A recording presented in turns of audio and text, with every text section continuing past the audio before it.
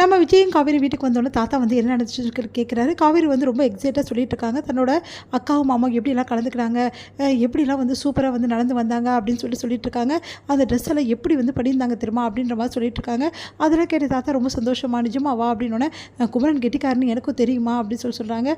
உடனே வந்து விஜய் எப்படி பார்த்து முறைக்கிற, என்னடா ரொம்ப தான் முறைக்கிற. ஆமாம் தாத்தா, இவர் பண்ணது கொஞ்சம் கூட சரியில்லை தெரியுமா, அவங்கள ரொம்ப என்கரேஜ் பண்ணுற மாதிரியே பேசலை, ரொம்ப டிஸ்கரேஜ் பண்ணுற மாதிரி தான் பேசுகிறாரு அப்படின்ற மாதிரி சொல்கிறேன். ஏன்டா உனக்கு இந்த வேலை அப்படின்னு சொன்னோன்னே தாத்தா நான் ஒன்றுமே சொல்ல, சும்மா ஓவராக பண்ணுறா இவ அப்படின்ற மாதிரி பேசுகிறாரு. பார்த்தீங்களா தாத்தா எப்படி பண்ணுறாருன்னு சொல்லிட்டு, சரிம்மா நான் பேசுகிறேம்மா அவங்ககிட்ட அப்படின்றாரு. சரிம்மா வேறு என்ன நடந்துச்சு, ரொம்ப நல்லா இருந்தது தாத்தா, ஷோ சூப்பராக இருந்தது, எவ்வளோ வந்து மீடியா வந்து கவர் பண்ணாங்க தெரியுமா, ஃபோட்டோஸ் வீடியோ அது மாதிரிலாம் எடுத்தாங்க தெரியுமா, நம்ம போர்டு எவ்வளோ பெருசாக வச்சுருந்தாங்க தெரியுமா, நம்மளை தான் ஜட்ஜாக கூப்பிட்டாங்க, அந்தளவு வந்து நம்மளுக்கு வந்து முக்கியத்துவம் தராங்க, கண்டிப்பாக பாருங்கள் சீக்கிரமாகவே எல்லாம் நல்லது நடக்கும் அப்படின்னு சொன்னோன்னே நீ சொல்லிட்டலாமா எல்லாம் நடக்குமா அப்படின்னு சொல்லிட்டு தாத்தா என்கரேஜ் பண்ணுறாரு. ஐயோ கண்ண முடி நம்புறாரு இவர் என்ன பண்ணுறதுன்னு தெரியலையே அப்படி சொல்லிட்டு விஜய் வந்து டென்ஷன் ஆகிறாரு. அடுத்த நாள் விஜய்க்கு வந்து ஃபோன் கால் வருது. வந்தோடனே வந்து விஜய் என்ன பண்ணுறாரு, வீட்டில் வந்து எல்லாரும் முன்னாடியுமே வந்து முன்னாடி காவேரி எங்கே அப்படி சொல்லிட்டு கேட்குறாரு. காவேரி ரூமில் இருப்பா அப்படின்னு உடனே ஓடி போகிறாரு. நேராக போயிட்டு ஓடி போய் அப்படியே காவேரி தூக்கி சுற்றுறாரு. என்னங்க என்னாச்சு உங்களுக்கு என்னாச்சு கேட்குறாங்க. நான் ரொம்ப ரொம்ப சந்தோஷமாக இருக்கேன் தெரியுமா அப்படின்னு. ரொம்ப சந்தோஷமாக இருக்கீங்களா, என்ன விஷயம், எல்லாம் ஒன்றால் தான் காவேரி அப்படின்றாரு. உடனே வந்து நிஜமாவா, என்னால் சந்தோஷமாக இருக்க சொல்லவே மாட்டீங்களே, என்னால் வந்து டென்ஷன் தான் சொல்வீங்களே அப்படின்னா, இன்றைக்கி நான் உண்மையிலே ஒன்றால் தான் சந்தோஷமாக இருக்கேன், அதை உங்ககிட்ட பகிர்றதுக்கு தான் வந்தேன், சாரி உன்னை திடீர்னு தூக்கிட்டேன், சரி பரவாயில்ல இறக்கி விடுங்கன்றாங்க. சாரி இறக்கி விட்டுறேன் அப்படின்னு சொல்லிட்டு இறக்கி விட்டுறாரு.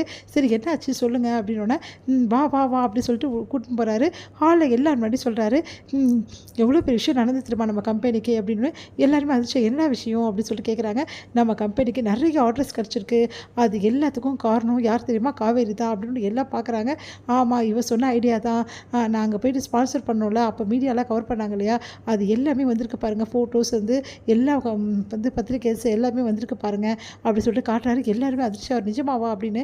ஆமாம் அது மட்டும் கிடையாது, நம்மளுக்கு எப்போவுமே அதிகமான வந்து ப்ராஜெக்ட் வந்து புக் ஆகிருக்கு, இதுக்கெல்லாம் காரணம் காவேரி தான், உண்மையிலே சூப்பர் காவேரி அப்படி சொல்கிறேன். டே நான் அப்போவே சொன்னேன் இல்லைடா, காவேரி எல்லாம் நல்லா செமையாக பண்ணுவான்னு, நீ தான் கேட்கல, அதனால தான் ஆஃபீஸ் காமிச்சேன், அவள் எப்போவுமே நல்லது தான்டா செய்வா, அதுவும் கரெக்டாக செய்வா அப்படின்னோடனே ரொம்ப சந்தோஷம் பண்ணுறாங்க. காவேரி தேங்க்ஸ் அத்தா அப்படின்னு.